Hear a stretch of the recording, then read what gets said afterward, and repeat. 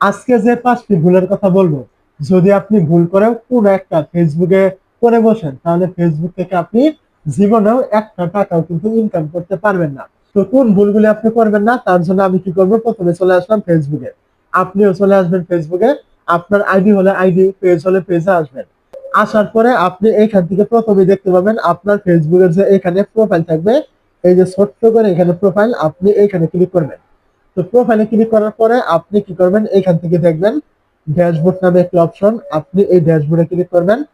ড্যাশবোর্ডে ক্লিক করার পরে এখান থেকে আপনি দেখতে পাবেন আপনার আইডি বা পেজ, এখানে কিন্তু নাম শো করবে। আপনি কি করবেন, এখানে একটা ক্লিক করবেন। এই জায়গায় ক্লিক করার পরে এখান থেকে নিচে দেখতে পাবেন প্রোফাইল রেকমেন্ডেশন। যদি আইডি হয় তাহলে প্রোফাইল রেকমেন্ডেশন, আর পেজ হলে পেজ রেকমেন্ডেশন। তো আপনি কি করবেন, এখানে আবারও ক্লিক করবেন। এই জায়গায় ক্লিক করার পরে এখান থেকে একটু নিচে আসলে এখান থেকে পেয়ে যাবেন রেকমেন্ডেশন নামে একটি অপশন। আপনি কি করবেন, এইখানে ক্লিক করবেন। এই জায়গায় ক্লিক করার পরে এখান থেকে আপনি একটু নিচে আসলেই প্রথমেই এখান থেকে পেয়ে যাবেন sensitive or low quality content. এটার মানে কি, এই যে ফেসবুক এখানে বলেছে আপনি সেন্সিটিভ আর লো কোয়ালিটি কন্টেন্ট এগুলো দিতে পারবেন না। এই দুইটার মানে কি? তো এখান থেকে প্রথমে দেখতে পাচ্ছেন সেন্সিটিভ যে বিষয়টা বলা হয়েছে, এখানে ফেসবুক উল্লেখ করেছে যে আপনি এমন কোনো কথা বলবেন না আপনার ভিডিওতে যে কথাগুলোর কারণে অন্যের কোনো ব্যবসায়িক ক্ষতি হয় অথবা স্বাস্থ্যের ক্ষতি হয়। এরকম কোনো প্রকার কোনো ভিডিও অথবা কোনো কথা আপনি আপনার ভিডিওতে বলতে পারবেন না।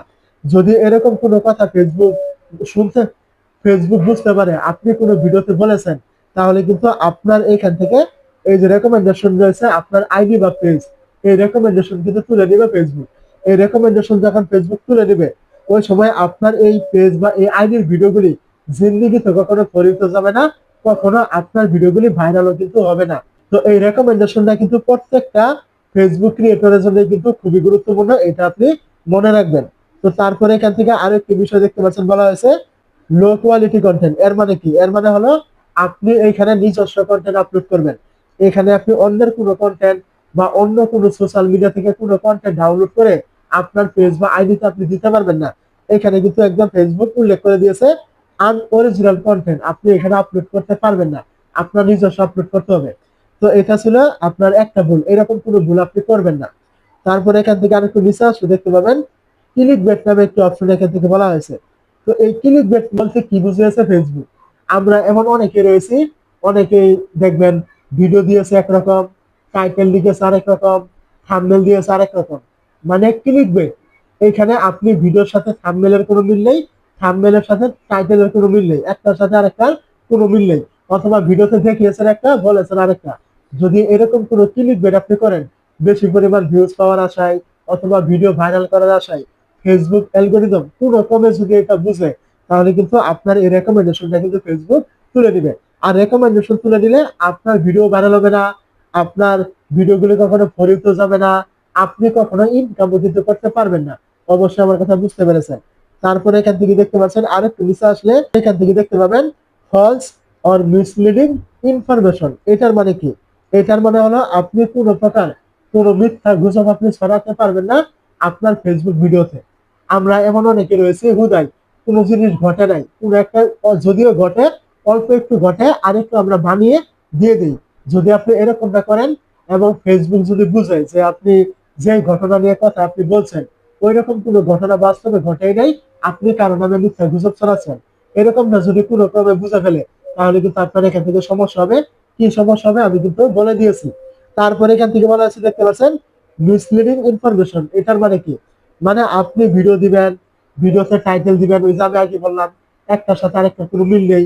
আপনি ভিডিও দিয়েছেন আপনার একরকম, হ্যাশট্যাগ দিয়েছেন আরেক রকম, মানে আপনি ভিডিও দিয়েছেন রিল ভিডিও, হ্যাশট্যাগ দিয়েছেন অন্য কিছু, মানে ভিডিওর সাথে আপনার হ্যাশট্যাগের কোনো রকম মিল নেই। যদি আপনি এরকম কোনো কিছু করে ফেলেন এবং অতিরিক্ত পরিমাণে করেন, এমন অনেকে দেখবেন ভিডিও দিয়েছে একরকম এবং অতিরিক্ত হ্যাশট্যাগ, মানে ছোট্ট একটা টাইটেল এবং সারা মারিসে হ্যাশট্যাগ দিয়ে ফেলেছে। যদি এরকমও করেন তারপরেও কিন্তু একটা মিসলিডিং মেটাডেটা, এর কারণে কিন্তু আপনার সমস্যা হতে পারে। ফেসবুক এখানে কিন্তু উল্লেখ করেছে তার পলিসিতে আপনি এগুলো করবেন না। তো এখানে গেল আপনার 3টা ভুল, বাকি আরো 2টা ভুল রয়েছে। সেটা হলো আপনি এখন থেকে কোনো প্রকার রাজনৈতিক কোনো বিষয়ের কথা বলতে পারবেন না। বলতে পারবেন কিন্তু এখানে খেয়াল রাখবেন যেন উস্কানিমূলক কোনো কিছু না হয়, অন্য কারো ক্ষতি হয় বা মানহানি হয় এরকম কোনো কথা আপনি বলতে পারবেন না।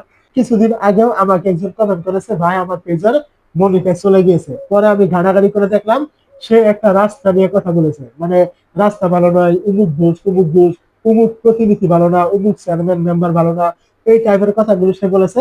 যার কারণে ফেসবুক তার পেজের মনিটাইজ কিন্তু ডিসেবল করে দিয়েছে। কারণ ওই যে আমি আগে বললাম, রাজনৈতিক কোনো ইস্যু নিয়ে কাউকে ছোট করে কোনো কথা আপনি বলতে পারবেন না। তো এটা ছিল আপনার 4 নাম্বার ভুল, এই ভুলটা আপনি কখনোই করবেন না। 5 নাম্বার ভুলটা হলো, বর্তমান সময়ে বিভিন্ন জায়গায় দেখবেন বিভিন্ন ভাবে অ্যাক্সিডেন্ট হচ্ছে, কোনো না কোনো মানুষ ক্ষতিগ্রস্ত হচ্ছে। আমরা করে কি, অনেক সময় ভিডিও করে পেজে ছেড়ে দিই। যারা হুট করে ভিডিও করে তাদের আইডি বা প্রোফাইলে ছাড়ে, তারা কাজ করে না ফেসবুকে, ওইটার হিসাব আলাদা।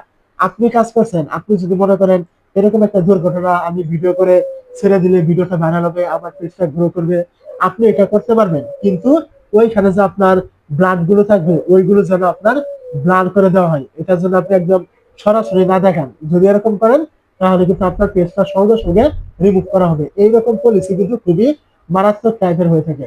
তো অবশ্যই আমার কথাগুলো আপনি বুঝতে পেরেছেন। এই টাইপের কোনো ভুল আপনি করবেন না। যদি কোনো একটা করেন তাহলে অবশ্যই আপনার কোনো না কোনো সময় সমস্যা হবে।